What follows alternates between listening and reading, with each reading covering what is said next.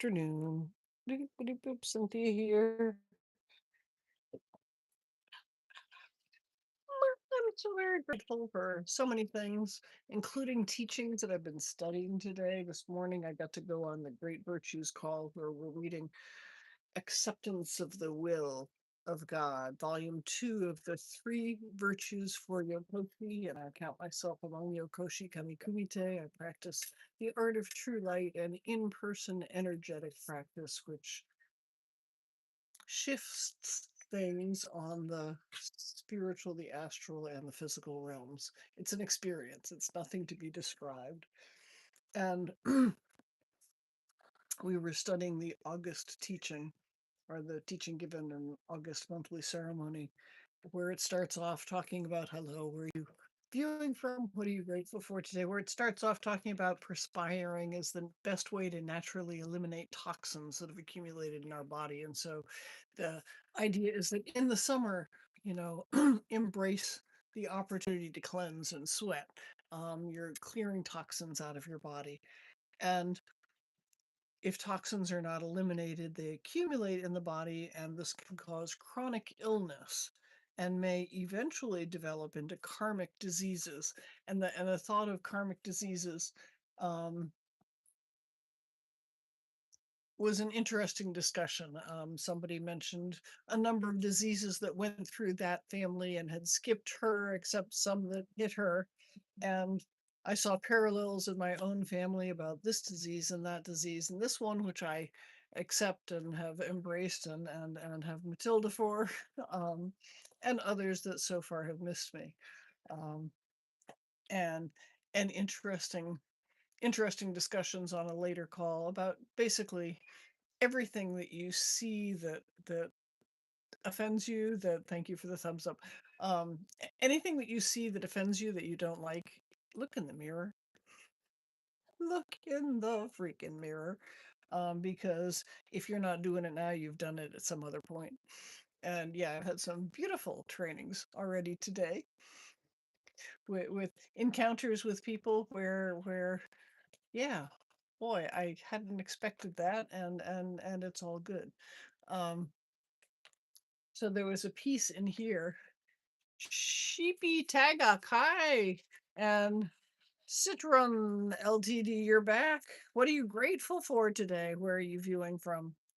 Um, and so this chapter goes on, two thumbs up, thank you so much, goes on and it documents great miraculous change in people's life, one after another, based on their service, based on their receiving this art of true light and sharing it. Hello, Shreya Metha 6481. And oh, you're from the UK. Okay, sheepy. Do you have sheep? I used to have goats. Yeah. It's the goats, and yet we don't have enough to take care of them right now. Yeah. Need fences fixed and people who are in better health to take care of the goats. Um, and so this chapter goes on to share teaching after teaching, and then reminding us, no matter how much pain or suffering that we might be undergoing, to let us never forget to be grateful to God and to be open to and accepting of His will, and let us spread good cheer and optimism as we offer enthusiastic service to God, for this is what it means to be a true Yokoshi. Thank you for the thumbs up. And you love mature. I think you mean you love nature. So do you. And yeah, I'm grateful for life too. You know, when I first began studying these teachings, I wasn't so grateful for life, you know. What am I reading? This is Acceptance of the Will of God. It's volume 2 of the Three Virtues for Yokoshi. I count myself among Yokoshi Kami Kumite. I had a pin that I usually wear that kind of announces that. And yeah, I'm not based on how I'm dressed today, but it's teachings of Sukyo Mahikari. At 21 or 22 in North America. They're all over the globe. They're in Europe, they're in India, in Dubai, South America, Japan. Practice that started in Japan. And it's um, to follow this spiritual practice, one doesn't need to give up if they have a religious practice. Study these teachings and it gets you more deeply in touch with the teachings you already know. So in these teachings, it talks about Jesus and Gautama Buddha and how they said these things at such and such time, and they also said somebody will come after me, and that they were only allowed to reveal so much in their time. And now, with this art of true light, anybody can offer that same light that other prophets and sages have offered in the past. So, um, I'm so very grateful to be a practitioner of this practice where I can ask people, just take 10 minutes out of your life and close your eyes and let me offer you light. Chant a prayer maybe if that doesn't bother you, and just see what shifts in your life. Does it promise healing? No. Does it promise miracles? No. And yet the more you practice it, the more miracles you see. Here, let me get the promises. Hold on.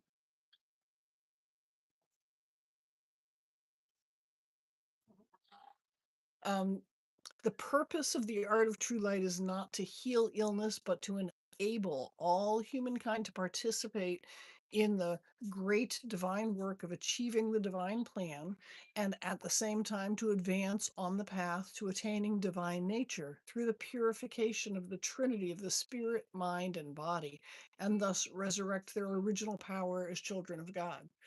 And so it recognizes that everybody on earth is a child of God, and that we have a special relationship with God, and that with this practice and by offering service in this practice, we can help bring salvation even one day sooner. And salvation is heaven on earth, where, because at the root of everybody's teachings, every great religion, at the root of that religion, thank you for the thumbs up, at the root of that religion is love. I got the book from my Sukyo Mahikari Center, so that's why I ask, where in the world do you live? The Sukyo Mahikari headquarters is in Takayama City, Gifu Prefecture in Japan.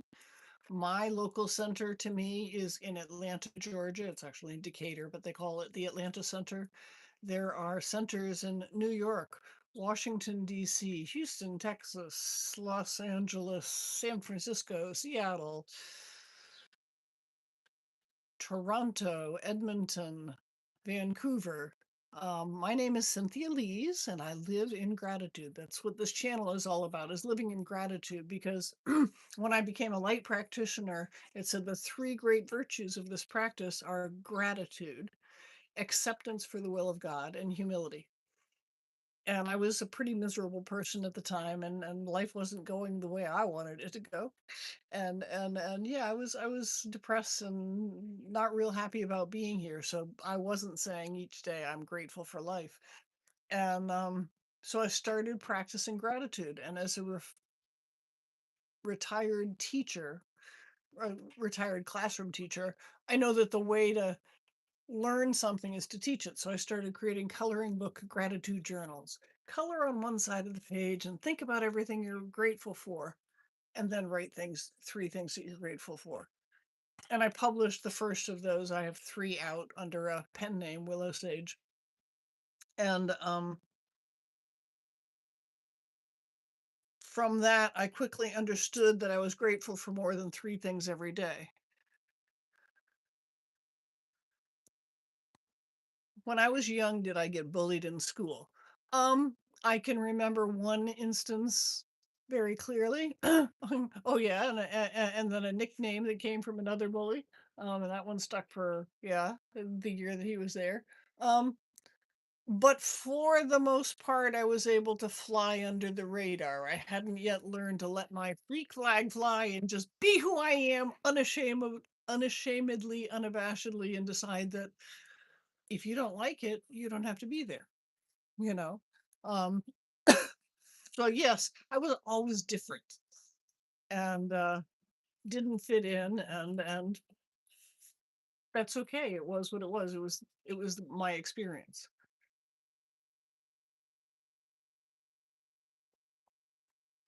But this practice tells me, hold on, 113. that shallow is the heart that judges things to be good or bad. It's like a shallow river whose waters are always trouble. Because when we regard illness or misfortune as bad phenomena, we have already forgotten that cleansing is an arrangement that God brings about out of his great love. And this is also a Sukya Hikari book, but this is our Yokoshi prayer book. And the translators note at the beginning of the book, the Yokoshi prayer book is a true spiritual treasure with multiple layers of meaning and profound depths contained in each phrase. And all of the prayers and most of the songs in the Yokoshi prayer book are divine revelations. Some of the songs are original compositions by Squinny Nushisama, the founder of the Mahikari organization, and the prayer book reveals the profound and vast plan of the arrangements of God. And it goes on. You're 10 and you still get bullied in school? And have you spoken to anybody about that? Have you been able to speak to a counselor or to your parents and say, I am uncomfortable about the way I'm being treated in school? I used to have like safe space stickers on my classroom door so people would know. And at the time it was LGBTQ safe space. So gay kids or queer kids knew that my classroom was a safe space. And I just recently had somebody come to me and recognize me newly as a safe space for spiritual conversations. He's like, who else can I talk to people about the things that are happening in my life as I'm thinking about becoming a Yokoshi? Yeah. Okay, you're 10, you still get bullied in school. There's I'm going to say it's on YouTube, but if you look for something called It Gets Better, it was out for queer kids, but it would apply to anybody being bullied. Um, people who bully have a need to pick on somebody who's smaller, different, other, any kind of other. And maybe you're better, maybe they wish they had something that you have, and so they may want to make you feel smaller so they feel bigger. Okay, so the people that are bullying you have broken a girl's leg before, okay, and you get to report for yourself your experience as a bullying. You don't need to sit in silence. I can't help you report that bullying because I'm not there, but you should have a school counselor. You should have your parents. And if there was a broken leg involved and it was on school grounds, are they bullying in school? Okay, you have more power when things are done in school because then they have to deal with it. If you're getting bullied in the neighborhood, the schools can say, well, it's not really our territory, and it then becomes the parents' job.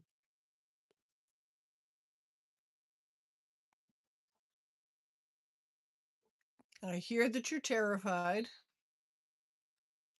And the teachings that I was getting from things this morning was that, okay, first of all, every situation that looks bad is really good.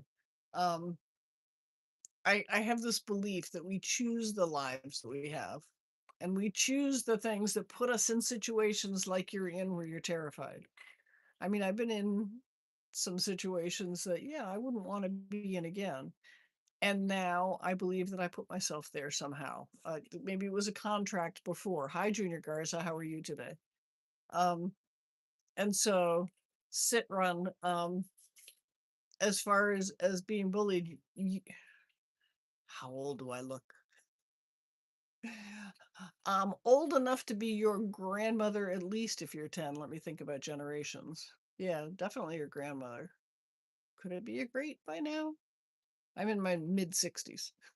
You do the math. 20 years to a generation. So 40 would be your mother, mid 40s, mid 20s. Okay, yeah. So you could be my grandchild, great grand. Thank you. 5 thumbs up. I appreciate that. Yeah. But everything that looks bad to us is really good. So there's something about the situation of being bullied. Is it an opportunity for you to find your voice. I mean, I have somebody on one of the calls that I'm on who has been being bullied. She's older than I am, and she's been being bullied, and she's going about it a legal way, and talking to a lawyer about, this is what it says in my lease about how people are supposed to behave, and this person is behaving outside of the bounds of normal behavior. And so, okay, so if you're 54 years old, are you still being bullied?